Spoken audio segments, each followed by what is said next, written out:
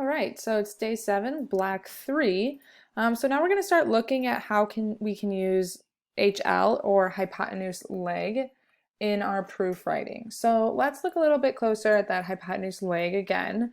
Just a reminder, that means that if the hypotenuse and leg of one right triangle are congruent to the corresponding parts of another right triangle, then the right triangles are congruent.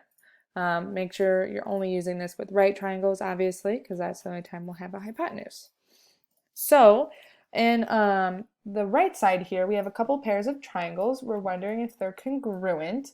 So when I look at this, I see right angle, leg of 5, hypotenuse of 13.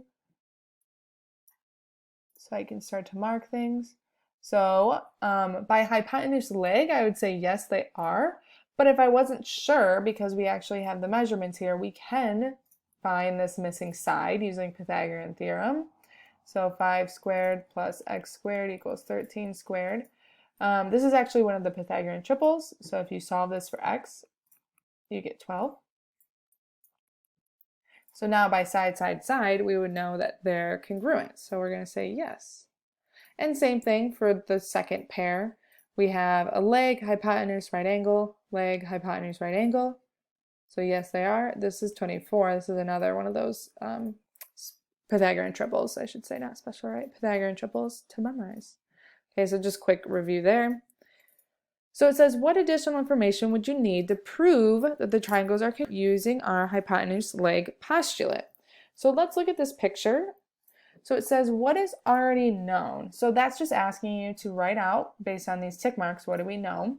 So if it has 2 tick marks, that means those guys match up. So I'll say ML is congruent to CB. And then I also know NL is congruent to AB. So it says, what else would we need to use hypotenuse leg? So kind of looking at this picture, I have 2 sides and probably one of them would be the hypotenuse. So the part that I'm missing for this postulate is the right angle. Okay, same thing down here. What is already known about these 2 pictures? Well, I know that FE is congruent to NM and angle F and angle N are right angles, so those guys are right angles. So what else would I need? Well, I have a leg here, I have a right angle, so I'm missing the hypotenuse part. So I would need to know that DE is congruent to LM. And that's meaning I need to know that the hypoteni are congruent. Okay, so that's kind of like an outline of your proof thinking. For the hypotenuse leg, you need to know 2 pieces of the postulate, and then you got to prove or show the third part. So let's take a look at some examples here. We'll have a couple of proofs. The first one we're going to do completely together here, and then you'll fill in the blank, and then you'll try one totally on your own. So statements, reasons. Remember, proofs, you're not going to know the entire thing just by looking at it. You have to just do one step at a time and see what happens. So let's start with our givens. AD is perpendicular to BC. BA is congruent to AC.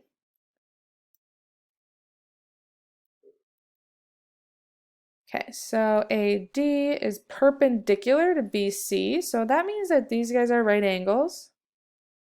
BA is congruent to AC.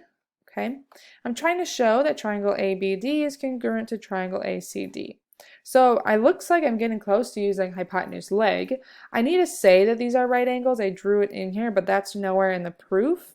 So I'm going to start with that. I'm going to label these angle 1 and 2. That's a 1.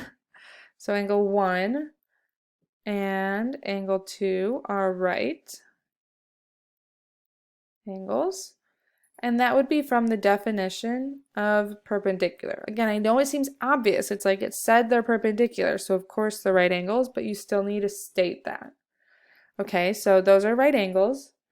So I have the hypotenuse, so now I need a congruent leg. So the leg that I can actually say is congruent for sure would have to be this middle one. Both triangles share segment AD, so those guys are congruent by a reflexive property.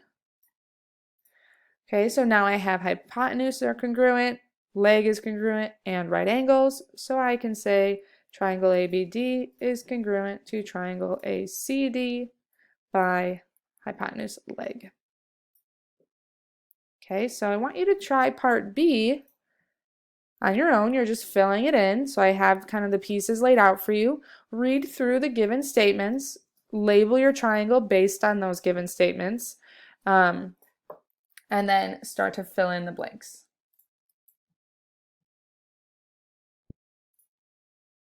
All right, so here are my 3 missing statements. It's super similar to the one we just did, almost identical. So we can say that we have some right angles based on the definition of altitude. We were told that DF was congruent to DC, so there's my hypotenuse. And then I use the reflexive property again. So it's pretty much the same as what we just did. And then the last one, I want you guys to try this one on your own. The difference between this one and the one we just did is that you're told it's an altitude versus saying it's perpendicular, but those actually mean the same thing, pretty much. So the last one, we're starting with perpendicular bisector. So think about what that information would tell you as you work through this proof.